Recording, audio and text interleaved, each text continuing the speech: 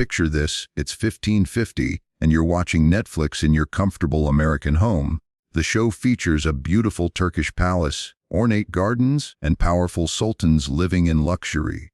But what if I told you that behind those magnificent walls lay one of history's most systematic forms of child abuse? What if the very foundation of the Ottoman Empire's power was built on the broken spirits of thousands of Christian boys, some as young as 8 years old?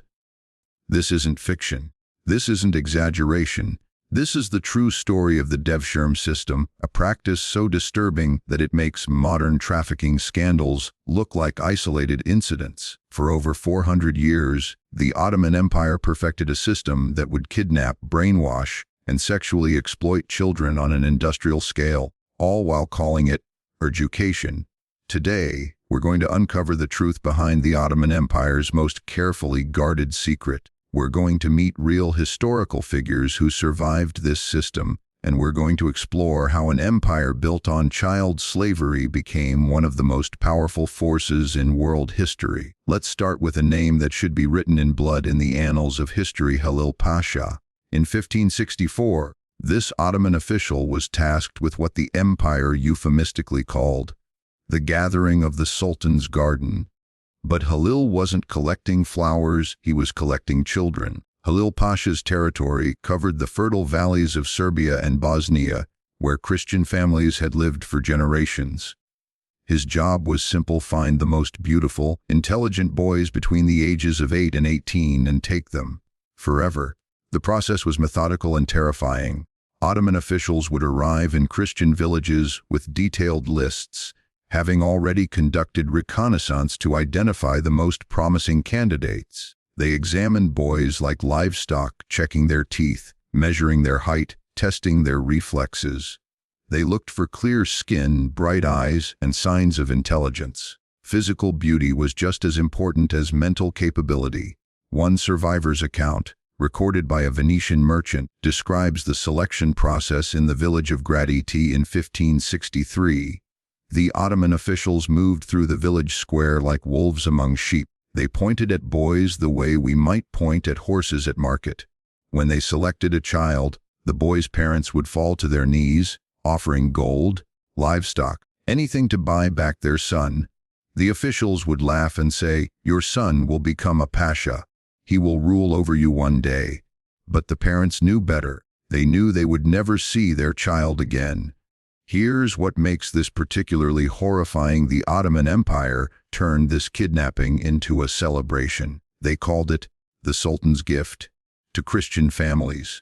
They claimed these boys were being honored with the opportunity to serve the empire. It was propaganda so effective that some modern historians still refer to the Devshirme system as social mobility for the talented. But let's call it what it was: systematic child trafficking on a scale that dwarfs anything in modern history. The journey to Istanbul was designed to break the children psychologically before they even reached their destination. Boys were chained together and marched for weeks across mountain passes and through forests. They were given just enough food to survive, just enough water to keep walking. A Greek monk named Maximos Planudes documented one such march in 1571. I witnessed a column of perhaps 200 boys, none older than 16, chained together like criminals. They moved like ghosts, their eyes empty of hope. The guards spoke of them as raw material that would be refined in the Sultan's workshops. Many of the children were already dead inside, walking only because their bodies had not yet realized their souls had fled. The mortality rate was staggering. Historians estimate that between 20–30% of boys died during the journey to Istanbul. The weak ones were left behind. The ones who tried to escape were beaten to death as examples. The ones who couldn't keep up simply collapsed and were abandoned. But here's the most insidious part. The surviving boys were forced to help dispose of the bodies of their friends. The Ottoman officials called this the first lesson in loyalty. They were teaching children that their old lives, their old identities, their old loyalties were literally dead weight to be discarded. When the survivors finally reached Istanbul, They faced the magnificent Topkapi Palace, the same palace that today serves as a museum where tourists admire Ottoman architecture and take selfies. But in the 16th century, this was a factory for human suffering. The palace complex was designed like a series of concentric circles, each more restricted than the last. The outer courtyards were for visitors and low-level officials. The inner courtyards were for the elite, and at the center was the Enderun School, the most exclusive and most dangerous part of the entire complex. Let me introduce you to someone who actually survived this system. Sokolu Mehmed Pasha, born Bajika Sokolovic in a small Serbian village in 1506, he was taken by the Devshirme system at age 12. His story is remarkable not because it was unusual, but because it was typical of the boys who survived. Sokolu Mehmed, as he was renamed after his forced conversion to Islam, was considered one of the lucky ones. He was selected for the Enderun School, the palace's elite academy. Here's what that luck actually meant. He was stripped of his birth name, his religion, his language, and his family. He was given a new identity designed to serve the empire. He was subjected to a rigorous education in languages, mathematics, literature, and warfare, and he was sexually exploited by older students and palace officials as part of the unofficial curriculum. But Sokolu Mehmed was brilliant. He learned to navigate the palace's complex social hierarchy. He learned to please the right people. He learned to use his body as a tool for advancement when his mind wasn't enough, and slowly, carefully, he climbed the ranks. By 1565, this kidnapped Serbian boy had become the Grand Vizier of the Ottoman Empire, essentially the Prime Minister. He was one of the most powerful men in the world, ruling over an empire that stretched from Hungary to Yemen. But he was also a broken man, shaped by years of systematic abuse. The Enderun School has been called the world's first institution for gifted education. This description is technically accurate and morally obscene. Yes, boys received an education that was centuries ahead of its time. They learned Arabic, Persian, and Turkish. They studied astronomy, mathematics, and philosophy. They were trained in music, poetry, and the arts. But this education came with a price that no child should ever pay. The school operated on a strict hierarchy. New boys, called Aolan, or inner boys, were at the bottom. They were assigned to older students who served as mentors. These mentors were expected to teach the new boys the rules of palace life. But mentorship in the Enderun School included sexual initiation. A French diplomat named Jean-Baptiste Tavernier visited the Ottoman court in 1665 and recorded his observations. The beauty of these young men is striking, but so is the fear in their eyes. They move through the palace like dancers, graceful and alert, but there is something broken in their manner. They have learned to anticipate the desires of their superiors before those desires are even expressed. It is a kind of vigilance that comes only from years of careful conditioning. The palace officials didn't hide this system, they institutionalized it. Sexual relationships between older and younger students were not scandals to be covered up.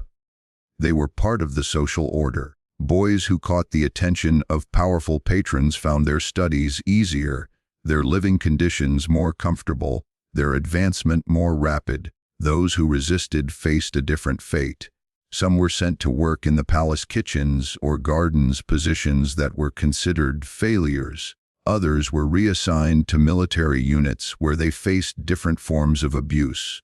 The most stubborn resistors simply disappeared from the palace records. Let me tell you about another real person, Rustam Pasha, born Hrvoje Nevkovic in Croatia around 1500. Like Sokolu Mehmed, he was kidnapped as a child and educated in the Enderun School. Like Sokolu Mehmed, he rose to become Grand Vizier. But Rustam Pasha's story illustrates the psychological toll of the system. Contemporary accounts describe him as brilliant but ruthless, capable of great kindness and shocking cruelty, often within the same day. He was known for his political acumen and his artistic patronage. He was also known for his violent temper and his willingness to destroy anyone who opposed him. This wasn't unusual. The Devshirme system produced men who were simultaneously highly educated and deeply traumatized. They were trained to be servants of the empire, but they were also survivors of systematic abuse. They learned to compartmentalize their suffering and channel it into service. The most successful graduates of the Enderun school often became the system's most enthusiastic enforcers.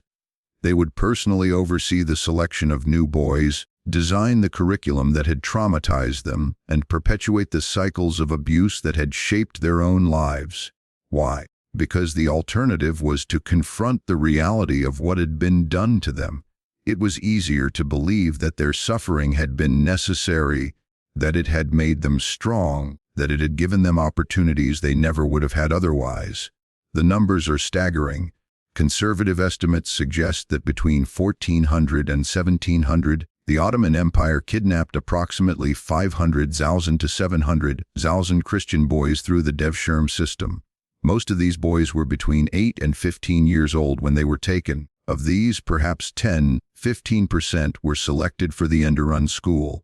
The rest became Janissaries, elite soldiers who formed the backbone of the Ottoman military. But even the Janissaries were products of the same system of forced conversion and systematic abuse. The psychological impact was devastating and intentional. The Ottoman Empire understood that traumatized children make loyal servants. Boys who had been stripped of their original identities were less likely to rebel against their new masters. Children who had been isolated from their families and communities were more likely to form strong attachments to the institution that had captured them. Modern psychologists have a term for this: Stockholm Syndrome. But the Ottoman Empire perfected it centuries before we had a name for it. Very few first-hand accounts from the boys themselves survive. The Ottoman Empire was careful to control the narrative, but occasionally we find glimpses of the human cost in unexpected places. In 1573, a young man named Stephen Gerlach served as a Protestant chaplain in the German embassy to the Ottoman court. He recorded this conversation with a palace graduate who had become a minor official. I asked him about his childhood, and his face changed completely. He said, "I remember my mother's face, but I cannot remember her voice. I remember the smell of bread baking in our village, but I cannot remember the taste. I remember having a different name, but I cannot remember what it was. They took everything from me, piece by piece, until I was nothing but what they wanted me to be." This was the reality for thousands of boys. They didn't just lose their freedom, they lost their very sense of self. The Enderun school was divided into 6 halls, each representing a different level of advancement. The newest boys started in the lesser hall and could, through a combination of academic achievement and political maneuvering, advance to the greater hall and eventually to the privy chamber. Advancement was based on more than just academic performance. Boys had to demonstrate their usefulness to the empire in various ways. They had to show political acumen, cultural sophistication, and personal loyalty. They also had to navigate the complex sexual politics of the palace. The curriculum was genuinely impressive. Boys learned to read and write in Arabic, Persian, and Turkish. They studied Islamic theology and jurisprudence. They learned mathematics, astronomy, and natural philosophy. They were trained in music, poetry, and calligraphy. They studied military strategy and statecraft. But every lesson came with an implicit understanding your education is a gift from the empire, and you owe the empire everything in return. The most successful graduates became pashas, viziers, and governors. They ruled provinces, commanded armies, and shaped imperial policy. Some became incredibly wealthy and powerful, but they also became the guardians of the system that had traumatized them. The Devshirme system didn't just affect the boys who were kidnapped. It terrorized entire communities across the Balkans. Christian families lived in constant fear that their sons would be taken. Some families tried to hide their most promising boys. Others attempted to make their sons less attractive to Ottoman recruiters by deliberately injuring them or stunting their growth. The psychological impact on parents was devastating. Imagine knowing that your son's intelligence and beauty, normally sources of pride, made him a target for kidnapping. Imagine having to choose between celebrating your child's gifts and protecting him from those who would exploit them. Some families never recovered. Village records from the 16th century show that many parents died of grief after their sons were taken. Others abandoned their homes and fled to regions beyond Ottoman control. Entire communities were destabilized by the constant threat of child recruitment. The social structure within the Enderun school was deliberately complex and competitive. Boys were encouraged to form alliances and rivalries. They were taught to see each other as competitors for limited resources and opportunities. At the top of the hierarchy were the pages who served in the Sultan's private quarters. These boys, usually between 16 and 20 years old, had survived years of competition and conditioning. They were considered the elite of the elite, the most beautiful, intelligent, and loyal servants in the empire. But their position came with unique dangers. They were in constant contact with the Sultan and his closest advisors. They were expected to anticipate needs, provide services, and maintain absolute discretion. They were also expected to be available for whatever personal attention their superiors might require. The psychological pressure was immense. These boys lived in a world where a single mistake could mean death, where their every move was scrutinized, where their bodies and minds belonged entirely to the empire. What happened to the boys who completed their education at the Enderun school? The most successful became some of the most powerful men in the Ottoman Empire. But success in this context is complicated. Take Pargal Ibrahim Pasha, born in Greece around 1493. Kidnapped as a child, he became the closest advisor to Sultan Sulayman the Magnificent. He wielded enormous power, controlled vast wealth, and was considered one of the most influential men in the world. But Ibrahim Pasha's story also illustrates the precarious nature of this success. In 1536, after years of loyal service, he was strangled to death on the Sultan's orders. His crime: he had become too powerful, too independent. The empire that had created him also destroyed him. This was the reality for all Devshirme graduates. They were valuable precisely because they had no other loyalties, no other identities, no other options. But this also made them expendable. They could be discarded at any moment, with no family to mourn them, no community to remember them. European visitors to the Ottoman court were both fascinated and horrified by what they witnessed. Their accounts provide valuable insights into how the Devshirme system operated and how it was perceived by outsiders. A Venetian merchant named Marcantonio Barbaro visited Istanbul in 1573 and wrote, "The Sultan's palace is filled with the most beautiful young men I have ever seen. They are dressed in silk and jewels, and they move with a grace that suggests the finest education. But there is something unsettling about them. They seem to exist in a state of perpetual performance, as if they are always on stage, always being watched, always being judged." Other European observers were more explicit about what they witnessed.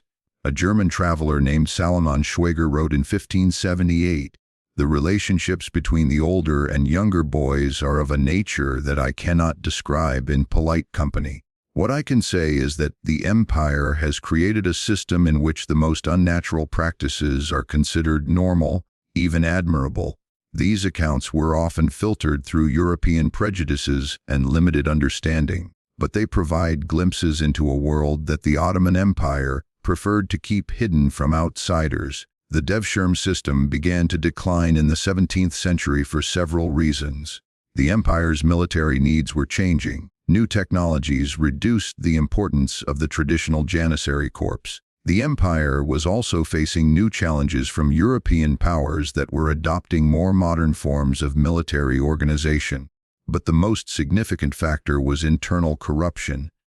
The system that had once been rigidly controlled became increasingly chaotic. Officials began accepting bribes to exempt certain boys from selection. Some positions that had once been reserved for Devshirme graduates were sold to the highest bidder. The empire also faced growing resistance from Christian communities. Some regions organized armed resistance against Ottoman recruiters. Others found ways to hide their children or make them less attractive to Ottoman officials. By 1700, the Devshirme system had largely collapsed. The last recorded large-scale recruitment took place in 1703. After that, the Ottoman Empire began relying more heavily on volunteers and traditional recruitment methods. The end of the Devshirme system didn't end its impact. The men who had been shaped by this system continued to influence Ottoman policy for decades. They had children who grew up with fathers who had been traumatized by systematic abuse. They created institutions that reflected their own experiences of power and control. The psychological patterns established by the Devshirme system, the normalization of exploitation, the equation of suffering with strength, the idea that loyalty must be earned through submission, continued to shape Ottoman culture long after the last boy was recruited. Even today, the impact of the Devshirme system can be seen in the way some historians and politicians discuss the Ottoman Empire. They focus on the system's effectiveness in producing capable administrators and soldiers. They emphasize the opportunities it provided for social mobility. They minimize or ignore the human cost. As Americans, we might be tempted to dismiss the Devshirme system as a relic of a barbaric past, but the patterns it established, the systematic exploitation of children, the normalization of abuse through institutional structures, the use of education as a tool of control, are not as foreign as we might think. The residential school systems that forcibly separated Native American children from their families operated on similar principles. The goal was to kill the Indian and save the man, to destroy indigenous identities and replace them with European American ones. Modern trafficking networks use similar psychological techniques. They isolate children from their families and communities. They create environments where survival depends on compliance. They normalize exploitation by making it seem like the only path to advancement. The point is not to minimize the unique horrors of the Devshirme system, but to recognize that the human capacity for systematic cruelty is not limited to any particular time or place. Understanding historical systems of abuse can help us recognize and resist similar patterns in our own time. Kamusu and Remembirin te Bo Weiss. Today, millions of tourists visit Topkapi Palace every year. They admire the beautiful architecture, the stunning views of the Bosphorus, the impressive collections of art and artifacts. Tour guides tell them about the palace's role in Ottoman history, its architectural innovations, its cultural significance. But they don't tell them about the boys. They don't tell them about the 12-year-old Serbian peasant who became Sokalu Mehmed Pasha. They don't tell them about the Croatian boy who became Rustam Pasha. They don't tell them about the hundreds of thousands of children who were kidnapped, abused, and remade into servants of an empire. The beautiful rooms where tourists now take selfies were once classrooms where children learned to suppress their own identities. The courtyards where families now picnic were once training grounds where boys learned to submit to authority. The gardens where couples now walk were once spaces where children tried to remember their mothers' faces. This is not ancient history. This is not a story from a distant, incomprehensible past. This is a story about what happens when a society decides that some people's suffering is acceptable in service of others' power. This is a story about what happens when we prioritize institutional success over human dignity. The boys who were kidnapped and abused by the Devshirme system deserve to be remembered not as footnotes to Ottoman greatness, but as individuals whose lives were stolen, whose childhoods were destroyed, whose potential was twisted into forms they never chose. Their ghosts still walk the halls of Topkapi Palace. Their stories still echo in the marble corridors. Their suffering still demands acknowledgement. We owe them that much. We owe them the truth. Epilogi, THEQUESTIONs Twitch Ramanian. As we close this account, we're left with difficult questions that don't have easy answers. How do we reconcile the genuine educational and cultural achievements of the Ottoman Empire with the systematic abuse that made them possible? How do we honor the boys who survived and succeeded within this system without celebrating the system itself? How do we remember the victims while also understanding the complex historical forces that shaped their world? These questions don't have simple answers, but they're questions we must continue to ask, because the alternative is to forget. And forgetting is what allows these patterns to repeat. The Devshirme system ended more than 300 years ago, But the human capacity for both cruelty and resilience that it revealed remains as relevant today as it was in the 16th century. The boys who were kidnapped and abused by this system are long dead. But their stories live on, demanding that we remember, that we learn, and that we do better.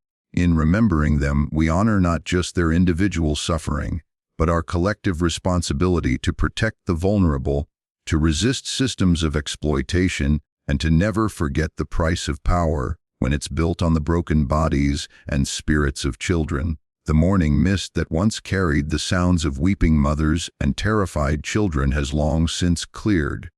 But the echoes remain, reminding us that behind every empire's glory lies a foundation of human suffering, and that the true measure of a civilization is not its power, but its compassion. We must never forget the boys who built an empire with their blood, their tears, and their stolen lives. We must never forget the price they paid for someone else's greatness, and we must never allow their suffering to be forgotten, minimized, or excused. They deserve to be remembered, they deserve to be mourned, and they deserve to have their stories told, no matter how uncomfortable those stories might make us. This is their story. This is their legacy. This is their demand for justice across the centuries. Remember them.